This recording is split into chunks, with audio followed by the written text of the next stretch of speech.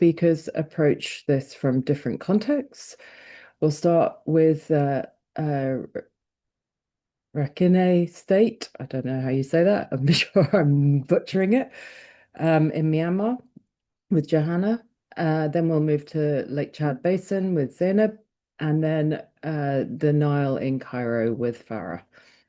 Each speaker has about 15 to 17 minutes, and then we'll move into discussion, both from questions I'll bring from the panel, but also questions from you. So with that, our first speaker is Dr. Johanna Garnett. Johanna is a political sociologist and senior lecturer at the University of New England, and currently the discipline convener of peace studies. Her work spans social movements, political ecology, environmental justice. For more than a decade, since 2013, she's worked alongside a youth-led grassroots movement in northern Myanmar, including co-establishing a permaculture institute in Myanmar. Today, she'll share what that 13 years of work teaches us about environmental peace in post-coup contexts. Joanna, over to you. Thanks, Celestine. And yeah, great to be here with you wherever you are. It's the night time over here in Australia. So as Celestine said, I'm going to be presenting on grassroots environmental peace in post-coup Myanmar. I'm just sorry, I forgot to say my slides. The way something isn't there. Okay. And I've called this Future Imaginaries, Grassroots Environmental Peace.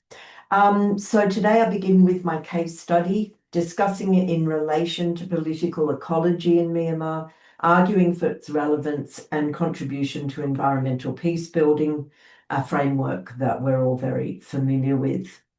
I'm going to parachute you into northern Rakhine State in Myanmar, where you are going to meet some agrarian youth, a number of who, as Celestine said, I've been working with for the past 13 years. So this is Rakhine State here in the green on the west of the country. If we zoom in, first we'll see the capital city, Sittwe. We'll see its long coastline here. And if we zoom in again, we're down to the towns of Buthadung, Mungdor, and Rathadung, which are which sort of like the bio-regional scope for the programs I'm discussing today. Bounded by mountains to the north and east, this land spreads to the Bay of Bengal. And as you can see, this region is wet and green with many mangrove forests. Buddhist pagoda dot the countryside, and prayers from the monastery greet the day. Key livelihoods in Rakhine are fishing and paddy, rice. This region is home to Arakan Buddhists, and my participants are Buddhists, the Rohingya, and some small indigenous populations. Whilst the majority of the Rohingya exist in exile in neighbouring Bangladesh, small villages still exist in this area that I'm talking about. The people live in the small townships or surrounding villages in thatched teak houses such as these. And it is in one of these villages that we meet Metun. I'll just put me up there. Metun and his team from the grassroots youth organisation Twin Leaf Arakan. Twin Leaf was established by Met in early 2025 and is an example of a small local civil society organisation. Met describes Twin Leaf as a team of young leaders, educators, environmental passionates and agriculture experts who share a deep connection to the land and people. Met in particular is inspired by his rural childhood, the simplicity of rural landscapes, paddy fields, grazing animals, and beautiful wildlife. The environment in Myanmar has been devastated by decades of incompetent governance by military dictators who have ruled the country for most of the past 70 years. But the environmental damage has also occurred through local farming practices. These young people have experienced devastating impacts on the very places that form and shape their identities, and they are seeking to reconcile this conflict with their local environments. Twinleaf has a focus on permaculture as both an ideology and praxis. Permaculture, with its three core values, care for the earth, fair share, and care for people, together with its 12 principles, appeals to them due to its focus on food and rebuilding community. As an ideology, permaculture provides a framework for not only survival and mitigation in time of crisis, but long-term and intergenerational thinking. On the practical side, permaculture is attractive because it is characterized by small-scale intensive land use and is adjustable to local conditions. Mooted as an ecologically sustainable solution to issues such as poverty, food insecurity, and climate change, permaculture is being adopted by communities in the global south, including in Myanmar. These are examples from Thailand and Africa. The groundwork for permaculture in Myanmar started in 2006 in Thailand, when a Myanmar national, backed by an international donor, developed the Network for Environment and Economic Development, NEED, Myanmar.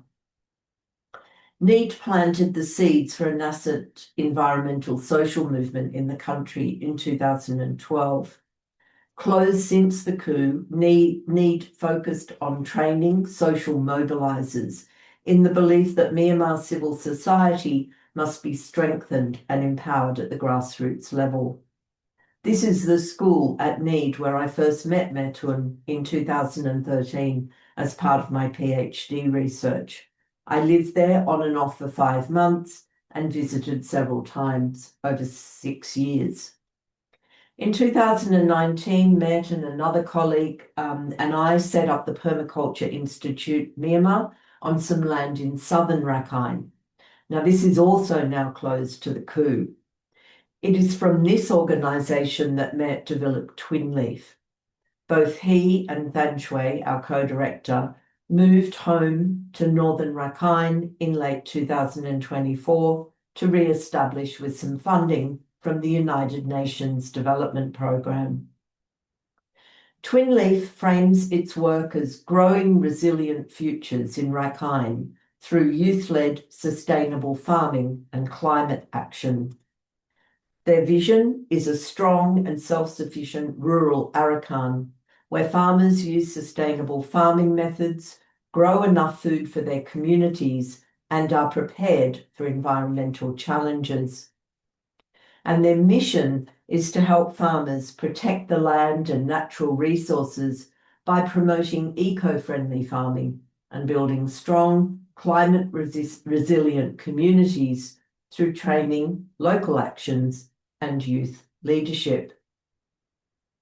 Twinleaf frames their work in these 6 SDGs. Poverty is endemic in Myanmar due to the structural and direct violence emanating from the junta, and Rakhine is one of the poorest states in Myanmar, and this region is the poorest in the state. As noted, the vast majority of Arakanese are fisher people and rely on rice for their food security and livelihoods, but they also grow small seasonal crops and keep livestock. Food insecurity was high before the coup, but now military blockades, loss of humanitarian aid, and ongoing fighting between the Arakan army and the junta is resulting in really broad-ranging malnourishment. Rakhine State, with its long coastline on the Bay of Bengal, is very vulnerable to extreme weather and natural disasters. Climate change is a threat multiplier, and these impoverished Arakan agrarian communities are extremely vulnerable. In May 2023, this region was decimated by a very powerful cyclone, Cyclone Mocha, and they're still recovering from that. Aware of these issues, Twinleaf knows that they need to be more climate active and resilient.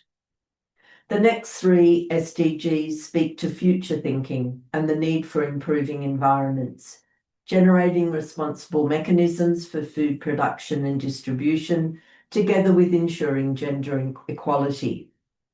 This last is especially important given that women and youth contribute substantially to agriculture in Myanmar, as they do throughout the global south, but entrenched gender roles leave women especially vulnerable. Twin Leaf knows that including men, women, and youth equally in agricultural projects and policy making is critical to advance equity and achieve development goals. So, how are these Rakhine permaculturalists operationalising their mission statement and contributing to environmental peace? With some funding from a community development not-for-profit in India, Twin Leaf built a school on some village land near the town of Buthadung and implemented their first major program June to August 2025. They brought together 62 youth from 10 villages in the local area and took them through a small program. This year, with funding from an international donor, Childstream, they have expanded into their current and hopefully ongoing approach, a residential 9-month training program. This year, they have enrolled 25 youth from the region, aged between 20 and 25, with a median age of 22, with 12 males, 10 females. An overview of their program is shown here. Their key sort of focus program themes are education and awareness, community projects, research and innovation, and advocacy. Topics presented to students range from computer skills, public speaking and research skills, to seed saving and natural resource management, community development, and land law and rights awareness. Trainers are local, but they also have guest speakers such as myself who zoom in to join classes. Let's imagine it's the morning in the village in Myanmar. Met and his team will be in the classroom or preparing the students for some fieldwork. Participants attend class, such as those on the previous slide. The trainers provide instruction, and then students break up into groups to brainstorm ideas and solutions. The Myanmar education system is based on rote learning, and these opportunities for critical thinking and initiative are quite unique. Whilst instruction is in local Arakan language, much of the training material is in English, requiring translation of core concepts which have emanated from the global north, such as permaculture, but also climate change, resilience, sustainability, even what is meant by the environment. Workshops include experimental vegetable plots to test different growing methods. Alongside these plots, Twin Leaf staff have been planting Indigenous trees to protect from strong winds, provide shade and create a space for biodiversity. So they're reforesting. These efforts are in line with permaculture principles, using edges, using and valuing diversity and integration, all working towards obtaining a yield, albeit with limited resources. Twin Leaf has a Facebook page, and they put out quite regular newsletters. Where they are is in a conflict zone, and they have poor internet access, but they really try to disseminate their learning and their teachings as much as possible to sort of like these international communities of interest that are supporting them. Twin Leaf also utilises Met's mother's home garden as an example of achieving elevated yields in limited space. I don't have a photo. Land and home gardens are integral to food security in Myanmar. Home gardens speak directly to permaculture principles, obtain a yield, and creatively use and respond to change.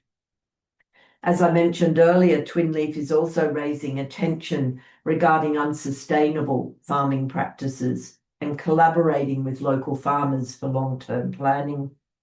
And the benefits of this networking is described by one of the youth, work camp youth, who says, during our visit to the farmers, I realised how challenging it is to survive as a farmer today. One young farmer we met really inspired me. He decided to switch to organic farming after seeing the negative impacts of chemical inputs, and his courage taught me a lot. From this work camp, I gained many lessons that I want to share with my children in the village and with my own family. I now understand more deeply that our Mother Earth is being harmed by human actions. It is our responsibility to care for her and protect her for the future. And of course, we need to remember that Twinleaf's efforts are playing out in a battle zone. Practical application of their programs includes identifying potential markets and field research to identify needs and discussions around creating seasonal employment opportunities for farm labourers, especially women. And so Matt and his team are operating in a battle zone under an authoritarian regime with limited resources and unpredictable weather, but they are determined to persevere, with Matt noting that whilst working in crisis is not good, these situations bring them to create more resilient forms and generate ideas to solve them. Overall, Twinleaf's focus on interconnectedness, relational thinking, and fostering of diversity and regeneration sits within the framework of Randall Amster's peace ecology. Matt's thinking is in line with Amster, who tells us that crisis offers opportunities, not only for solutions aimed at immediate problems, but also to establish deeper ways of being in the world. Utilising new skills and local epistemologies, these young environmental entrepreneurs are steadily reimagining the fundamental relations between their agrarian communities and natural environments, intervening in their escalating social and ecological crises. And permaculture as a praxis offers them practical mechanisms for addressing these immediate challenges, such as food insecurity, whilst providing a framework for a more socio-ecologically sound future. And although relatively small in scope, I argue and believe that these activities are contributing to environmental peace in a positive and empowering way. And this is very much because the learning occurring within and arising from their programs is raising ecological consciousness and instilling a sense of agency in the participants, in that they have the power to shape their realities in some way. Their long-term aims speak to new understandings of environmental peace, especially disrupting current practices and relationships. Thank you.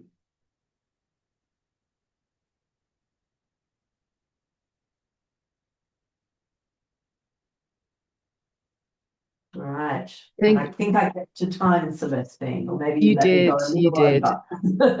Thank you. Thank you very much, Johanna. That's very informative, and the idea that environmental work can actually work in this political space in Myanmar is really encouraging. So with that, following that thread through, I'd like to move to a very different fragile context, and I'm going to invite Zainab to join.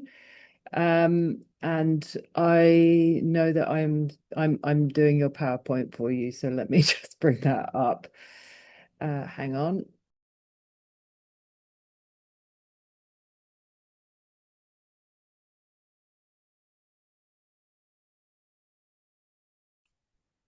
Hi.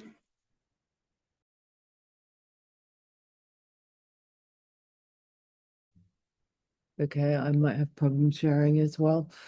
Um, so Zainab, you can't share your screen, right? Yes, I can't share my screen. I can't do anything with my computer. I have a terrible network issues here. So I'm connecting Okay, with a colleague's phone, but I cannot share my slides. okay, all right. But if you can hear me, I should be able to present. Okay, yep, that's fine. I might have to reset my settings. I will drop and be back because I cannot share either. Okay, hang on a second.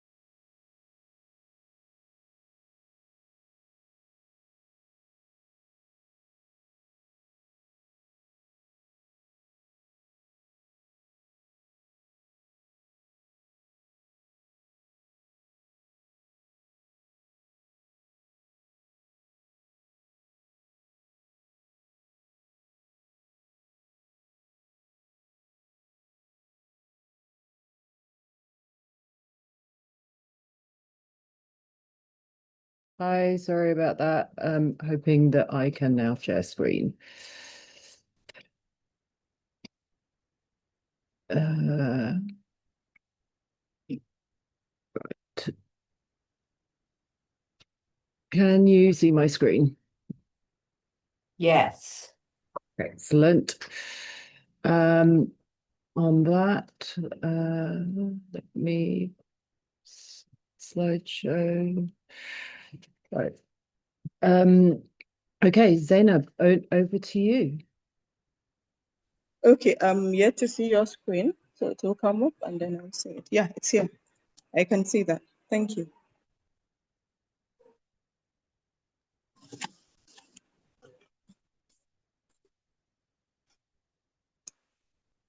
Um,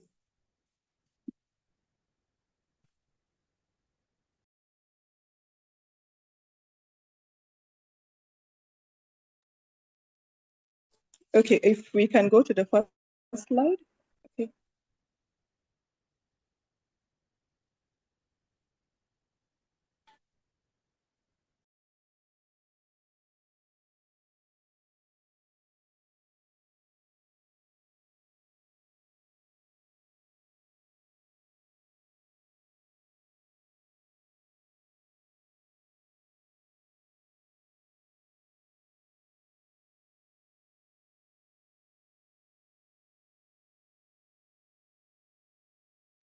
Zainab, can you see the first slide?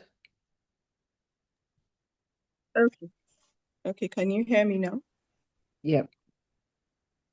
Okay, thank you very much, Celestine, and I apologize for the delay in connecting. I was unable to connect earlier because of network issues. My name is Zainab Nuhu, and I am presenting a paper on co-creating locally owned prosperity and peace pathways. It's an initiative of a citizen lab that is being developed. This is part of my postdoctoral output and what we did. So I felt I could share with a wider audience and then we'll be able to see what we've done because the aim is to locally create peace and prosperity pathways in fragile and conflict affected regions. So at the heart of this work is a broader question of epistemic justice, whose knowledge informs policy and whose lived realities are rendered visible in the designs of solutions. So we convene diverse stakeholders, including women, youth, displaced persons, farmers, fishers, security actors, traditional authorities, and academics. We even included who we call the repentant Boko Haram. These are repentant insurgents that are in the process of rehabilitation as part of our lab participants.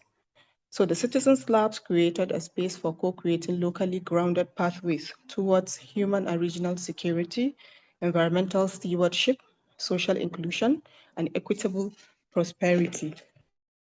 So we can go to the next slide, please.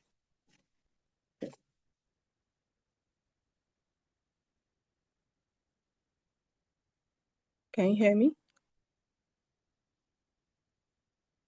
Yeah. Can you see I changed Okay. slide? So Yeah. change slide, please.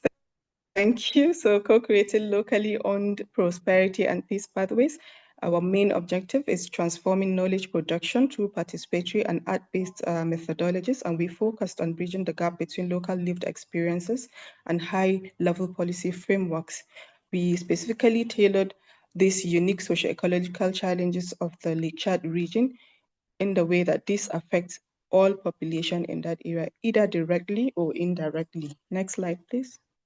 We have a team. We have our team in the next slide.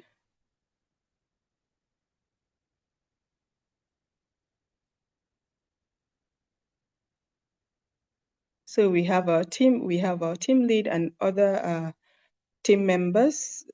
We are a collaboration between the University of Greenwich and then from University Kano, from University of Nigeria in Nsukka, and then from University of Maiduguri. Next slide, please.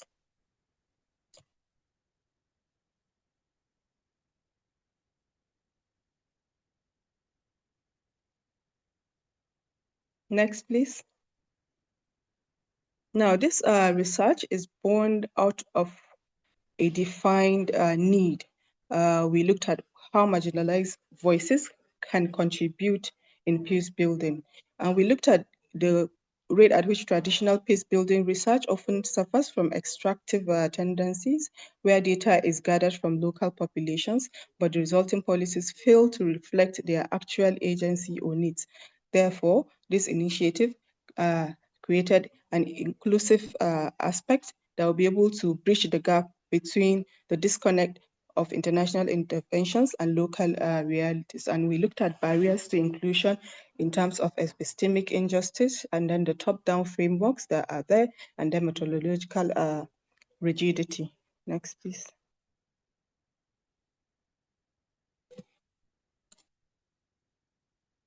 The focus of our project is in the triple nexus focus. And we are looking at climate change, we are looking at fragility, and then we're looking at conflict. Now, we operate on the premise that sustainable peace is inseparable from locally defined prosperity and peace pathways. And we address resource scarcity and environmental degradation in the Lake Chad region because this is an area that has resource abundance, but it's plagued by depreciation over a period of time as a result of climate change. And then this is another area that has been battling insurgency for quite some time. And then we look at how strengthening social contracts and community-led governance structures. And then we looked at conflict, how it can be mitigated. And then we are engaging the whole society approach. We are looking at the science of it, and we are looking at the society of it, and then we are looking at what other structures are applicable. So we define what agencies are available, what are the levels of change, and then what agency is responsible for that. Next, please.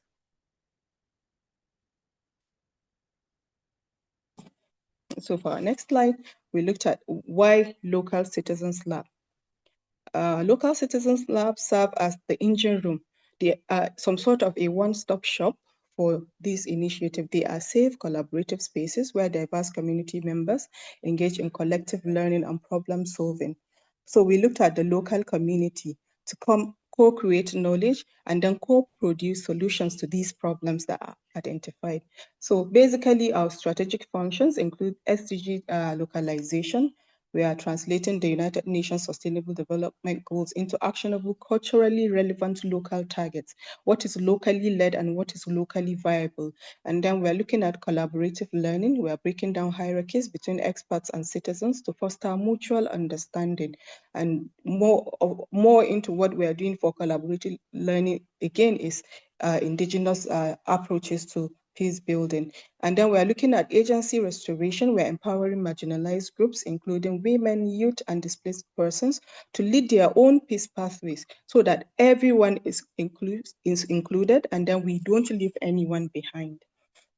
So for the initiative, next please, our core approach, we employ this methodology. Our methodology is rooted in a transdisciplinary and conflict-sensitive framework. It moves beyond simple participation towards a model of deep engagement.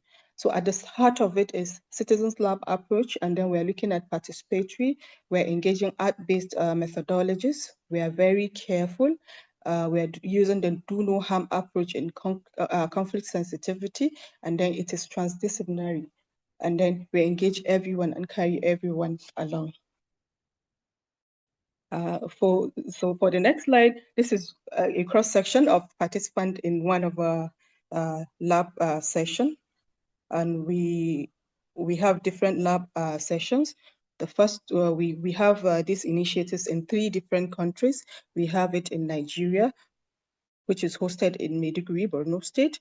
And then we have another lab activity in Difa, which is in Niger Republic. And then we have another one in N'Djamena, which is in Chad Republic. So this is a cross-section of one of our lab activity.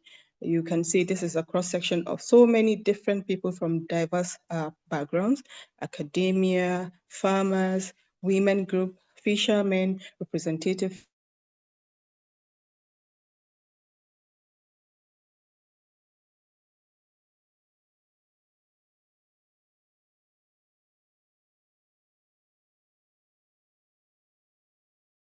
all part of our lab participants.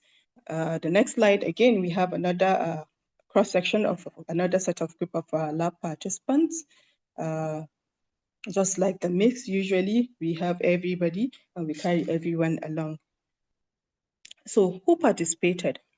We said the strength of our lab lies in its radical inclusivity, content across traditional, social, and political divides.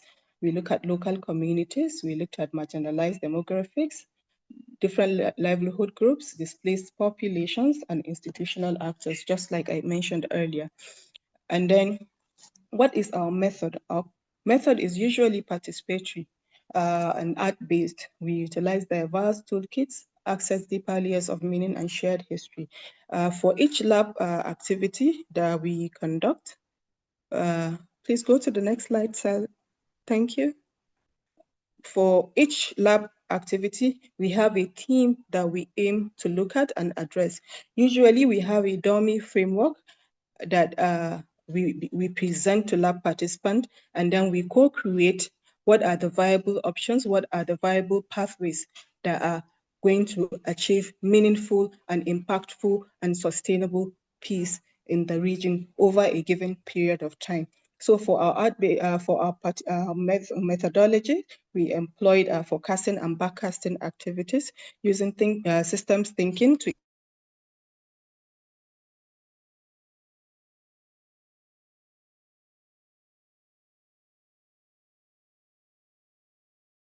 imagine future scenarios and work backwards and lived experiences to ground research in human reality. We have a participant sharing their lived experiences, and then we employed art-based expression. Basically, for our lab activities, we use music, we use drama, we use visual arts display to communicate to complex emotions and social critics to be able to bring out narratives and be able to share experiences. And then we also employ systems mapping. We visualize what are what interconnections are there between environment, what is the link between environment, economic, social, and security factors that can be put together to be able to provide prosperity and peace pathways. This is another cross-section of our lab lab activities. And so what did we do in our lab? the next slide, what did participants do actually? So basically, it's an iterative process, mapping and visioning, moving problems to solutions. We're able to do, the first thing we usually do for all our lab activities is to conduct a risk mapping exercise. We identify local threats related to either climate, security, social or economic instability, and then we develop we have vision development. We define what prosperity and peace look like from a local perspective. We have different definition of what peace means to all lab participants. And then we identify pathways. We plot specific social, economic, and potential steps that will be required to achieve that particular sustainable peace in the future. And then we usually conduct validation. We review and refine pathways through community-wide dialogue so that everybody will come, put our heads together. For each syndicate groups among lab participants, these are what we identified as our pathways. These are the risks we identify, and then these are the way forward for us to be able to achieve a sustainable peace. This is part of what we do usually. It's more of co-creation of knowledge, and then I want to talk about our key outcomes now. We said the Citizens Lab initiative resulted in more than just data. It's not just about data, it's producing tangible social shifts and locally owned strategic frameworks. We have so many success stories where participants shared their experiences post workshop activities. And then what we build is trust building. Now, the process itself serves as a peace building tool, fostering trust between previously polarized groups. We have locally owned solution that is contextualized within the local context of how people look at solutions when it comes to conflict or insecurity, and so that we develop peace proprietary pathways that are culturally grounded and logistically feasible, because it's not talking about just locally led. We are focusing more on the viability of these locally led peace and prosperity pathways. And then we look at knowledge equity. We gather so many different people from so many different walks of life, but everybody in that lab session sees himself as an equal and a contributor to how we can map and strategize to achieve peace in our communities. Usually at the end of every lab activity, we produce what we have our lab sheet. This is a dummy of our first lab activity. And the theme of that lab activity is 2050, envisioning human and regional security as a pathway to prosperity and peace in the Lake Chad region. So from contextualization, iteration, we prepare, and then we conduct, we go through the process, and then we have a framework. Usually before we start, we have a dummy framework, and then at the end of our lab activity, we populate this framework based on the co-produced knowledge from the lab activity, and then we'll be able to we're able to use the system thinking approach to be able to map what prosperity and peace pathway future scenarios we look at through the backcasting exercises that we do. And then we shared some part of our success stories, and one of it is saying it is a pleasure to hear from you, requesting feedback, because we usually conduct an M&E after our lab activities. We send a thank you note, and then we ask, share your experiences. So one of the participants is saying, we are happy with your cooperation and our ability to be of help. Thank you. And then another one is saying, the idea of co-creation is new to me and an innovative way of resolving real life situations. Initially, I was lost, but at the Three Horizon framework, it's presented, and the indicators of human and regional security framework guided me and eased my understanding. I was able to map out what is key as a defining pathway for ensuring human and regional security, which is community peace building initiatives such as respect for elders, protection of women, and local dispute resolution mechanisms. So these are a few of the success stories that have been shared by participants, so many of them out there. Some women were of the opinion that they felt liberated. They were able to voice out their own contribution, and they know it carries weight, and then it is going to contribute to peace building in the community.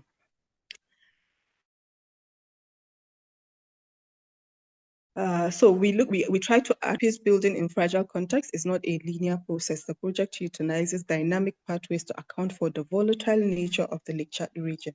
So first we look at the current reality. What is the business as usual? Then we conduct an iterative forecasting, and then we look at future vision, and then we look at backcasting actions. What actions will be put in place to ensure that the future is bright for peace? And then what are the implications and contributions?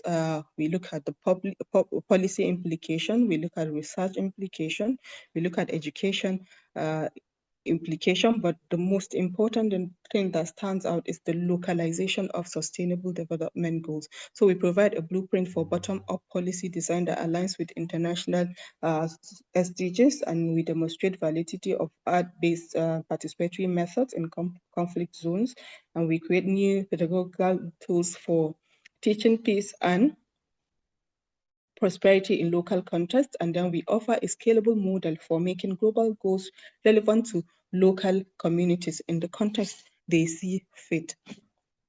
Lastly, in conclusion, we acknowledge that knowledge is power. Co-creation is essential for effective peace building, and our methods too matter. Art-based approaches we've seen are very important and significant, and they unlock insights that traditional methods miss. And then for our call to action, we said practitioners must move from consulting to co-creating with communities so that there is community ownership, even though all of this is without its own challenges of power dynamics and all of it, but we try as much as we can to ensure that no one is harmed. We employ the do no harm strategies, and then we again engage the leave no one behind strategies as well.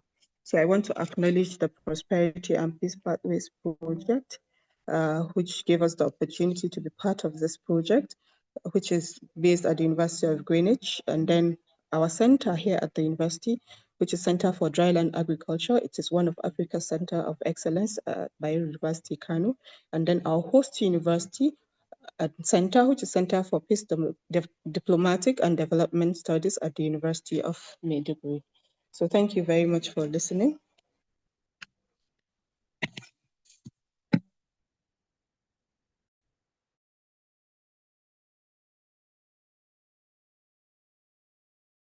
Thank you, Zainab. Sorry, as I move between screens there. I am not sure if the PowerPoint was actually doing the right display, but that's what being the first session is all about, right? So thank you again, Zainab, for going through that with us. The work of defining whose knowledge counts in peace building is going to come back in our discussion, and for now, we'll move from the Lake Chad Basin to the Nile in Cairo and to Farah. And with that, Farah, I will hand over to you. Hi.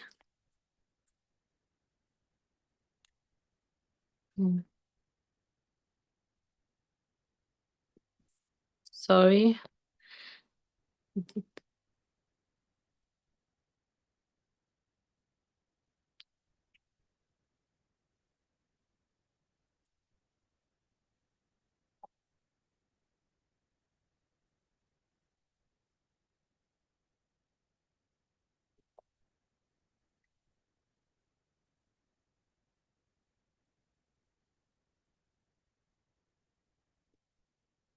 Can you please confirm that it's clear? It's shown on the screen, the PowerPoint? Yes, Farah. Okay, thank you. Hi, everyone. On the beginning, I would like to thank you for this opportunity and for knowing more about the projects Joan and Zainab shared. It's very great to know these projects. I want to start with I'm Farah Dusui. I'm based here in Egypt, and I'm working with a project called Very Nile. And this project, I will introduce it for you. Before talking or before getting deep at the project and at Very Nile and the problem, I want to give a little context for Egypt. The Nile on Egypt is not just a river, it's our main source of fresh water, and it's basically connects communities, it connects ecosystem and daily life. The problems start when, like many rivers around the world, the Nile faces increasing plastic pollution. When we first started, we started as a group of young people who thinking of why we couldn't collect this waste from the Nile, and we start to volunteer. It's a starting initiative to volunteer and to clean the Nile. So we start to make an organizing cleanups and start to collect all the waste from the Nile. And then after COVID and it's not a sustainable thing to do because we only collect the waste on the weekends or when we have time. So it's not a sustainable. So we think how to make this not a limited sustainability thing, and it can be more like how to connect and to be a more sustainable thing to do. So we start, instead of thinking how do we clean the Nile, to think how we can make environmental action sustainable. So we ask ourselves, who is the most connected person to the Nile? After thinking, we recognize it's the fishermen. So we start working with the fishermen. And in the beginning, it's not easy. The fishermen refuse to work with us because they don't see the point from collecting the waste. And after awareness and conversations, we start to gather them and to communicate. And we start with 2 fishermen, and now we have 200 plus fishermen every day collect the waste from the Nile while they are fishing, and we buy the waste from them by kilos. This cycle, it's increased the income of the fishermen, since the fish is not enough on the Nile after the pollution.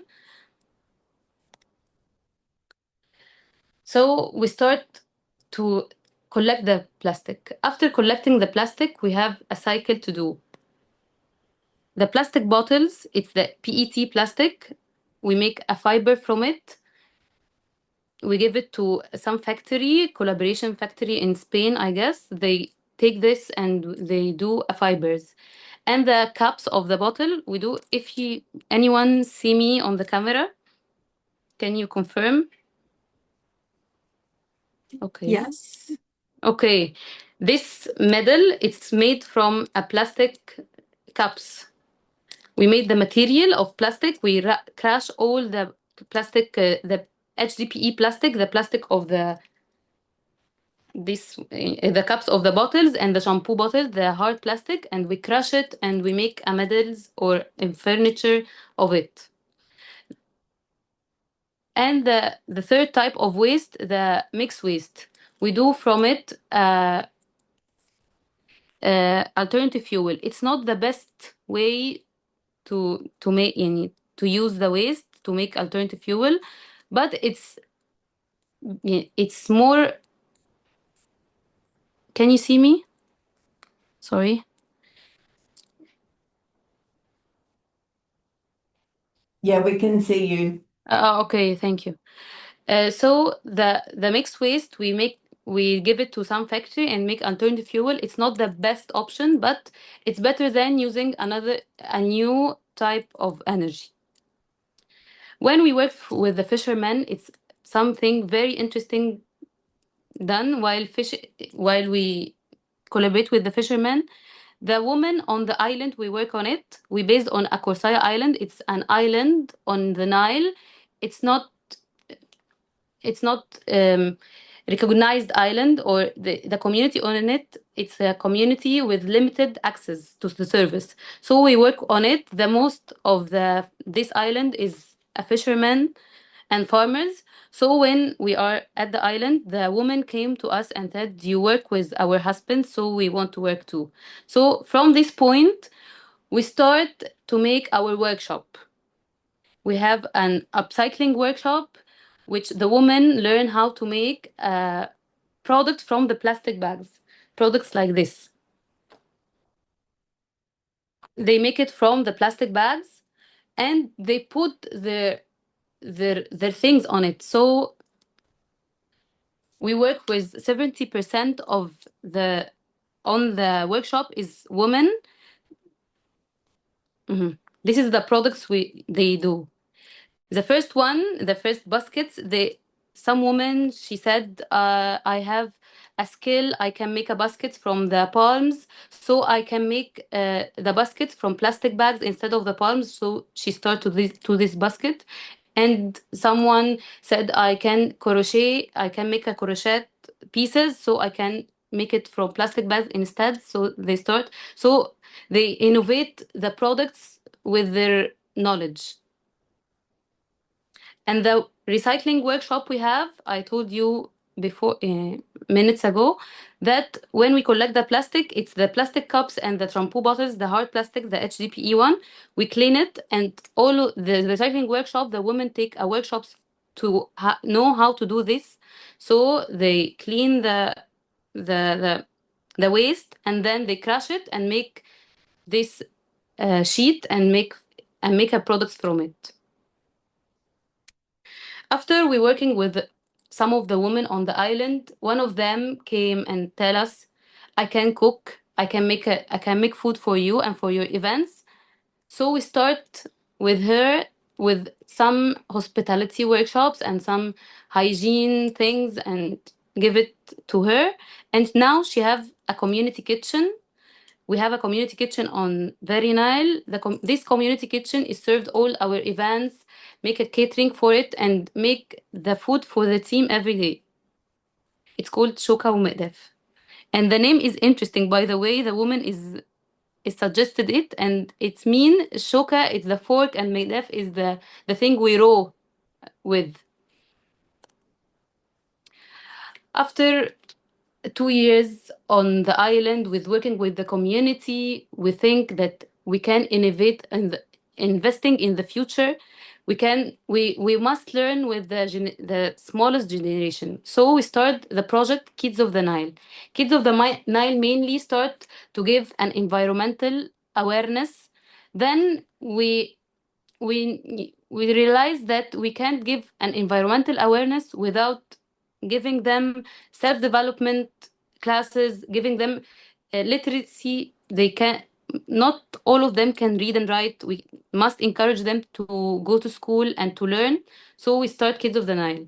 Now Kids of the Nile have a nursery, preschool program, football team, and now as a very empowerment woman on the island, they start to ask that they want a football team for the girls, and it's not something easy here in Egypt, especially on the conservative areas.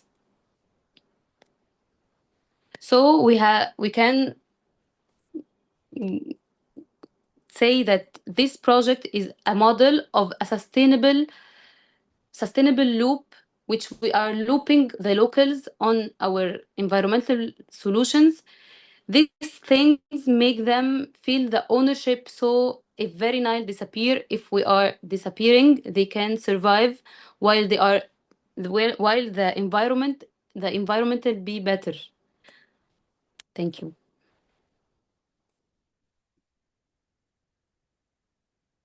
Thank you very much, Farah.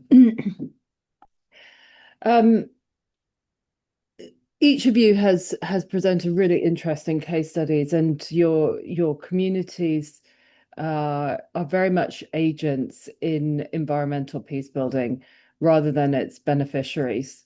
So on the Nile, in Lake Chad and Myanmar, what does that shift in framing change in practice? How is you've covered some of this in how you framed your presentations, but how is research designed? How does the funding flow, and how are outcomes measured? Joanna, I'll start with you, and then Zainab, and then Farah, and maybe if you could provide short answers before I hand over to the audience for any questions and answers. Yeah. No, really good question, Celestine, because, obviously we can't cover it all in short presentations. So we have the two organizations that I'm sort of a consultant for, I guess. So I've grown with them over the 13 years. And during that time, we've accessed funding from a variety of places. And so our funders define the outcomes. So you know what it's like, you get your grant for a certain program, whether it's seed funding or these bigger programs that are now actually quite proven. The UNDP are really great supporters of ours.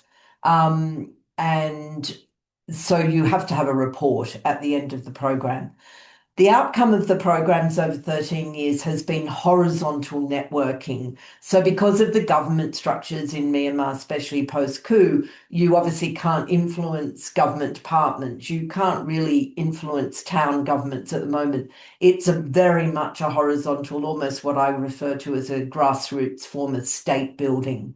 And as you mentioned, they're operating in this as Zainab was saying, in conflict zones, you are so constrained. So their research, so I do the research, so I'm speaking on behalf of them. They give me their voice to speak, to talk about what they're doing over there. Sometimes they join in and they will come to meetings like this. So I'm sort of that spokesperson for them. I'm documenting or assisting them to document their programs, their stories in this particular space and time. I guess, and they're doing their own in-country research now. So that there's a real shift there. So part of the work I'm doing with them is assisting them in learning research methods. And I really love Zainab's work in Chad, how these labs. So I was taking notes while you were speaking, because I think fabulous examples. And very Nile. I'm going to tell a lot of people about that because this just how one person, one young passionate can just make so much change. Is incredible. But you need to document it and reflect and reassess, which we do constantly. Thank you, Johanna. Zainab, the same question to you.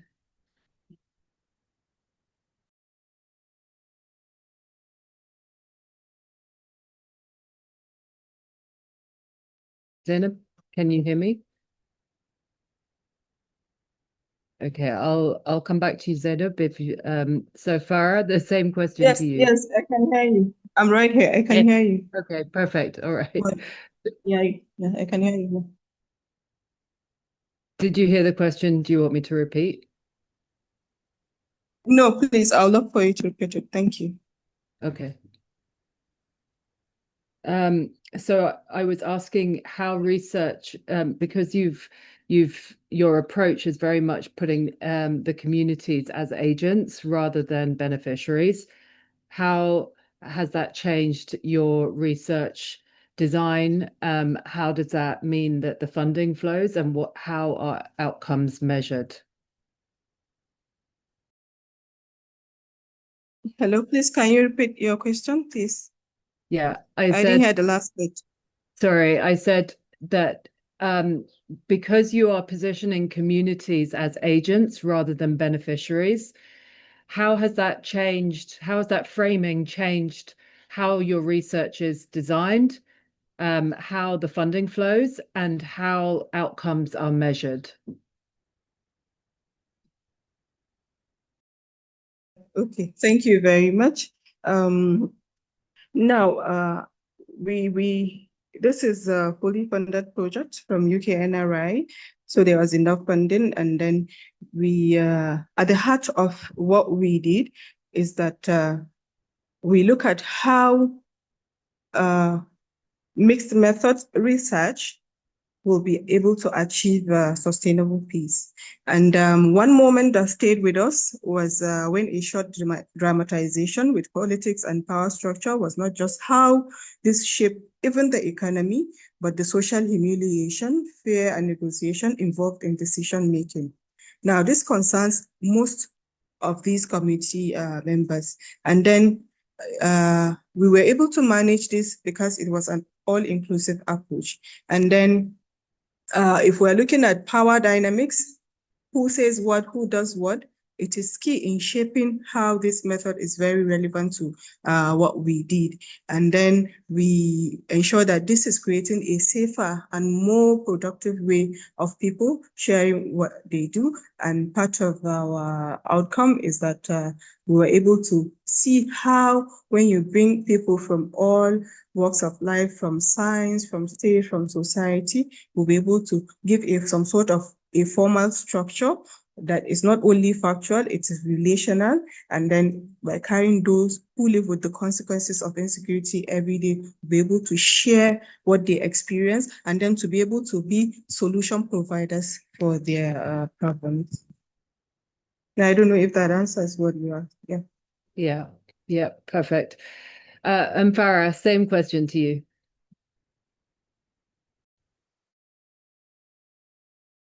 You're on mute, Farah.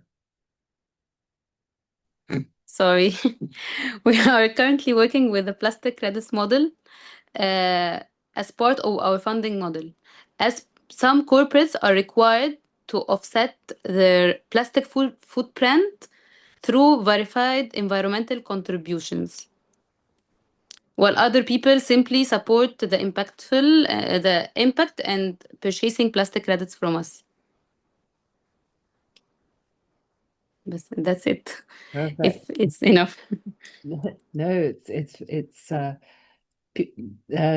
simple but effective. I'll now turn to some questions that we've got in the from the audience. So the first is from Aviva, and she says, Farah, congratulations on your innovative circular economy approach. Where did you get your initial funding to pay the fishermen, and how did you identify the factories to make use of bottled parts? Just wondering how others could be inspired by this project to start their own. The fishermen, we pay from the plastic credits. The plastic credit is simply 30% of it for the fishermen and 20% for the healthcare we provide for the community, and 20% from it is for I can't share the percentage because I'm not good at saving the numbers on my head. So from the plastic credits mainly. Plus we have the shop of our women, the women workshop. We have a shop that sells their products, so we can make an income for them. And the events, we have an awareness event for school, for universities, for corporates, for individuals. Most of the people ask and approach for coming at the island and know what we do. So some of them buy simply a plastic credits. Perfect. And another question. Ernestine, could I just ask a question? Of course. Could I just add to that? Yeah, I think it's fascinating, Farah, because plastic pollution is a big issue in Myanmar as well. So many people are working on similar ideas. But are you working? Like, how many hours a week would you spend on this project? Me as Farah or the fishermen and the community? Look, for you as like an Me, organizer. it's a full-time job. I have working Okay. as a full-time job. Yeah. Okay. According to the get away. fishermen and the fishermen and the community, they are like freelancers. Yeah, When they sure, collect sure. the plastic, they bring for it. We know the weight and we give them the money. Okay, so for you, it is a full-time job. Yeah, it's my passion. I love communities. Yeah. I love community development. I love Okay. the environment. It's fabulous. Thank you. Excellent. A second question in the chat is to Zainab. It says, Zainab, wow, your work and research is so inspiring. Congratulations. You mentioned that a key focus was co-creation of knowledge. Could you speak a bit more about the process stroke model for priority setting and decision making? I.e., what process did you promote participation and navigate power dynamics amongst participants and external influences?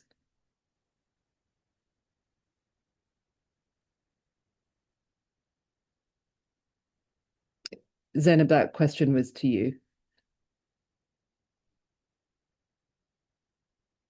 Okay, thank you very much for that question. Now, we ensure that there is mixed participation is safe.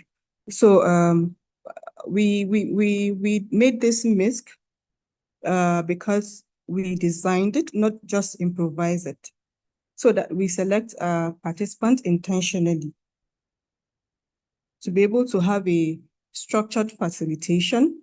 And then these labs that we set up are usually co-owned by local management committees. Now that is possible because we're able to identify key important people that can contribute meaningfully. We have who we call the 10 permanent lab participants.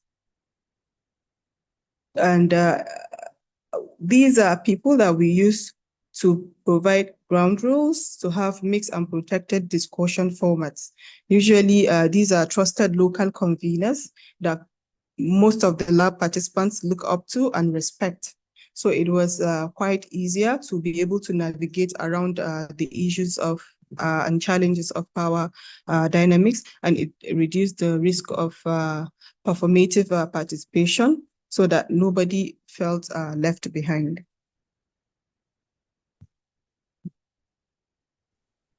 Thank you, Zainab. We don't have any other questions in the chat at the moment. So Johanna, maybe I can turn to you. Your 13 years that you've engaged in Myanmar is a very long arc from an engagement perspective. What does it take to stay in a relationship with grassroots social movements for that long? And what would have been lost if your engagement had been a typical 2 to 3 year project cycle? Yeah, good question. I think if it was that shorter project cycle, I would have been able to contribute because I was part of the co-creation of NEED, the beginning organization, and then of ongoing projects. So I'm sure that I would have been, and there were many like me at the beginning prior to COVID and prior to the coup. There's quite a large group of us, of international supporters for these young people in Myanmar. I think when I went there, I'm older. I was a teacher. I've grown with this group. And so I think it was something that just seemed to evolve. Like this almost is a very organic process. I think Farah's found that too with the Nile. Listen how the story grew and how you meet people and ideas come and somebody will contribute something. And so I'm in a position of privilege so that I used to be able to travel in and out of Myanmar and Thailand where we had another organization. I was to go and live there prior to the coup. Of course, now I can't access the field. I have gone to India to meet Met recently. Yeah, I think I probably would have moved on to another project. And then given, my sort of, potted, contribution, as we tend to do. But for me, this was my first project as an academic. I'd worked very, very much in Australia on grassroots development, political activism. I'd trained with Bill Mollison, the creator of permaculture in Australia. So I think it was just an organic process. And if you feel comfortable with the people that you're co-creating with, they're like family. And I think the Myanmar people as well have a certain way of such a community, it's such a collective sort of vision that in a way, once you become part of it, you can't leave. And so because there's a lot of researchers here in Australia that work on and in Myanmar and with Myanmar communities, we're so now determined to stick with them post-coup. I feel they need us more than ever, and we just respond to what they ask for. So, yeah, very privileged to have this ongoing project. But I'm sort of almost atypical of Myanmar researchers and co-developers in that we're just staying with them now. It's such a big project. Thank you. And until peace comes, maybe we'll see. Yeah. So I have another question that's just come into the chat from Maria Lavi. I have a general question for whoever has something to say on the subject. As a scholar stroke activist, I sometimes find myself feeling tension between academia and the field, especially around impact measurement and methodologies on one hand, and the messy, on-the-ground reality of grassroots peacekeeping in complex political and conflict settings. Can you say something about your experience and with these issues or your approach to them? I think Johanna and Zainab, you probably both have something to say on this subject. Johanna, maybe you go first, and then Zainab can follow after. Yeah, thanks, Mariah or Maria. Yeah, no, it is messy. I've been in the field. I've been in the field with them. I've traveled through most of Myanmar, been in and out of their homes. I've had that field experience, so I realize the messiness of it, the conflict, the power imbalances, yeah, the issues that they face. I think my approach is I'm telling their story. I document what they tell me. So methodologically, I just keep a really open mind, and I just tell their story as it's happening on the ground. They've given me permission to be their voice. Um, um, and I write about them in many different ways. I've just got publication coming out about this approach and food security as a human rights issue. Quite often they talk about it as a food sovereignty issue. I teach it as a case study in my environmental peace units. Yeah, so you're right. What approach do we take? And I'm an activist scholar as well. My research is, it's activist, it's political. And that, of course, has put me at odds with the military in Myanmar. Yeah, I don't know that I can say more about that. I could probably write more about it, but yeah, that's a really, really good question. Thanks. There's another question in the chat, Joanna, for you, but I'll come back to that because it picks up on a thread of what you just said. Zainab, just over to you as also working in academia and in a very high conflict zone. It would be good to get your thoughts on that as well.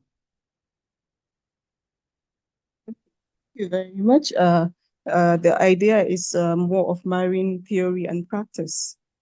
What you theorize and then what is practically obtainable out there on the field. So basically from my experience, one thing that is key and very important to note is community entry is very important. So you need to understand the power dynamics that is at play in whatever community you're going into, for example, maybe for field data collection or any other thing. And then basically when you are out there, the ball is in the community's court. It's usually community ownership first. Community leads and you follow. And then for this community, you look at what are their needs first. usually from where I come from, culture plays a huge role in whatever you do out there in the field. So community entry is key. You need to understand the dynamics of which community you're going. Religion and tradition, again, plays a huge role in what is obtainable out there. So you have to be at par and understand the community you are entering first, so that you'll be able to, this is what you terrorized, and then this is what is obtainable out there on the field and what can be practiced, what is allowed and what is not allowed. So it is very important that as an academic, you understand and familiarize yourself with the community or whatever area you want to go into for data collection. So that's my take on it. Thank you very much, Zainab. Johanna, coming back to you on a question from the chat. It said, could you speak a bit more about your project, how your project has been received by the government in Myanmar, and what has been your experience in dealing with the government in the context of this project? Yeah, no, good question.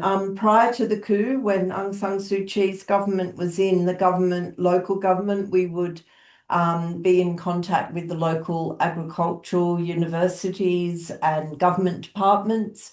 There was quite a lot of support for organic agriculture. Representatives would come out and visit the school at need. I would say, because I can't really say too much here in this space, there is tolerance for these civil society organizations. There's a very active civil society in Myanmar. In the gap left by the government, lack of government, lack of provision, lack of funding, civil society organizations are responsible for providing many basic needs and services in Myanmar. The people are used to doing it themselves. If you don't do it, you don't get it. Health, welfare, school, education. A lot of it's coming from the grassroots.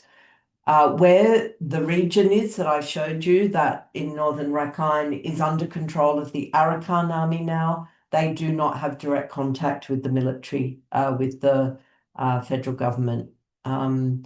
So I think tolerance would be probably a safe word.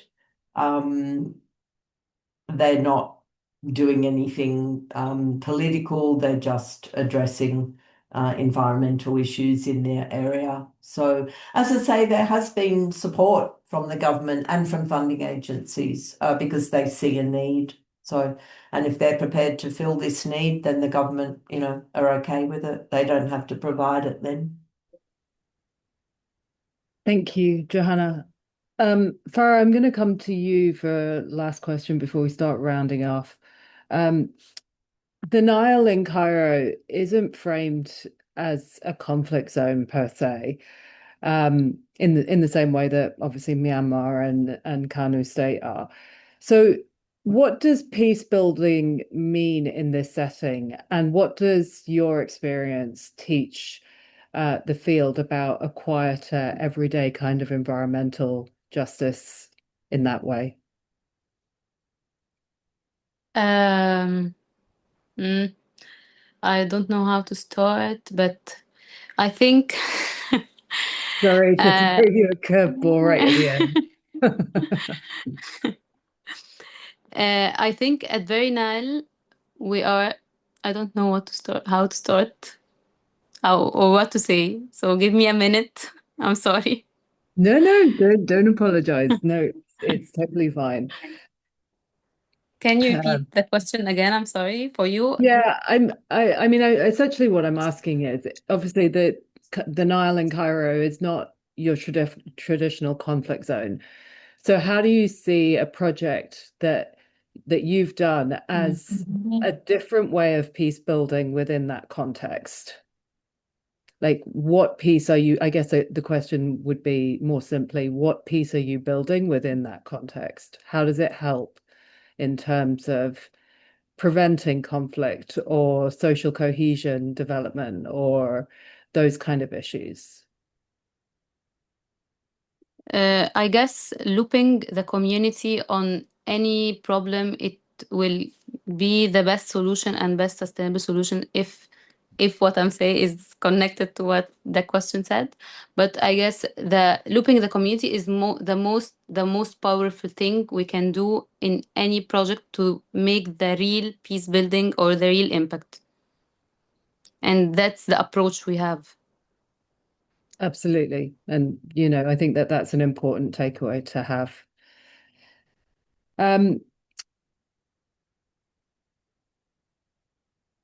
I am really sorry. There is one more question in the chat. I recognize that we're almost at time, so I'm going to skip the question.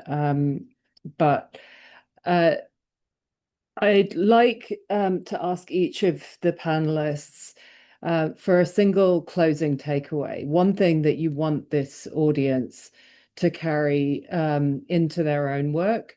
Keep it to no more than a minute. And Joanna, I'd like to ask you to start. We were in a meeting with the UNDP, and the scientific officer was zooming in from Singapore. And when my two participants, Than Shui and Metun, did their presentation, they were so articulate. They were embedded in local epistemologies, and the UNDP scientist stood back and just said, "You've got it. You've got it. What do you need from us?" And it was so enlightening that they let them lead, and that's what we must do. And I think that's what Farah and Zanab have highlighted as well. Yeah, it was great. And we've powered since then. Amazing. Zainab, what's your single closing takeaway for this audience? Okay, thank you very much. One thing I'm to answer, right, Celestine? Yes. Okay. One thing that I would love for all of us to take away is that if we are engaging community in a co-creation setup, of course, the core idea is to co-produce knowledge, to co-produce what is important to all of us, to co-produce what is sustainable. So for me, if community knowledge held equal evidentiary weight carries enough importance, I feel that peace building, whether human peace building, whether environmental peace building, will move from something that is being done to people, from something that we tell people to do, to something that people can design and take ownership and govern and evaluate themselves. So it is important if you give more of the right to people to be able to identify areas that they can build on and to be able to take ownership, because they alone understand the local challenges, the local solutions, and what are viable for their peace and prosperity. Thank you. Thank you, Zainab. And Farah, lastly, but not least, to you. I want to say yes, a very simple thing. If you ever, any one of you, visit Egypt for any reason, please contact me and visit Very Nile. For one reason, because I want all of you to see how magical the process is. It's really magical. All the community, the women, the operators, the fishermen, they really, really start to love what they do. They really care about the environment, about the Nile. They start to teach each other environmental things. So it's very, very magical to see that, to notice this. They also start to know some biodiversity things as the fishermen start to revive the native plants on the Nile, knowing that the biodiversity will directly make the fishes more on the Nile so they can fish more. But you have to visit. Amazing. Thank you so much, Farah.